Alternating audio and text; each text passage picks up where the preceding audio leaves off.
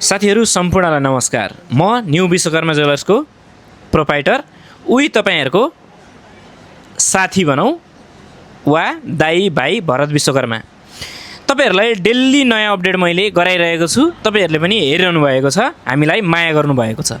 त्यस्तै तपाईहरुले जसरी टिकटकमा हामीलाई झन्डै 2.5 लाख फलोअर्स पुर्याएर माया गर्नु भएको छ, त्यसरी नै यो हाम्रो युट्युब च्यानललाई पनि सब्स्क्राइब गरेर माया गर्नुहुन्छ भन्ने विश्वास राखेको छु।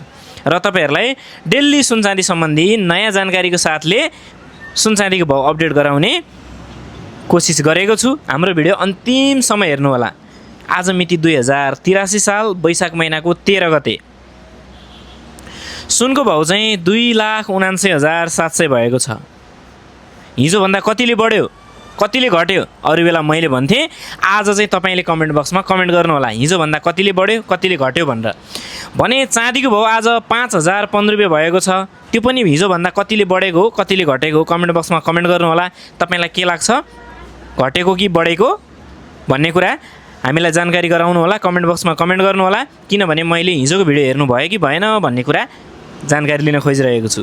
तपाईलाई हाम्रो भिडियो मन पर्यो भने एउटा सानो लाइक भने गर्नु होला। यस्तै नयाँ अपडेट तपाईहरुलाई डेली अपडेट गराउने छु। सुन चाँदीको सामानहरु जति पनि साथीहरुले बनाउन मन छ, किन्न मन छ भने न्यू विश्वकर्मा ज्वेलर्सलाई सम्पर्क गर्न सक्नुहुन्छ। तपाईहरुलाई चाहिने नयाँ तथा पुराना डिजाइनका सामानदेखिबाट लिएर जस्तो सुकै नेटमा खोजेर ल्याउनु भयो भने खोजेको भन्दा सोचेको भन्दा तपाईले अर्डर दिएको भन्दा राम्रो फिनिशिङ सफा सामान चाहिँ तपाईहरुलाई हामीले उपलब्ध गराउँछौं।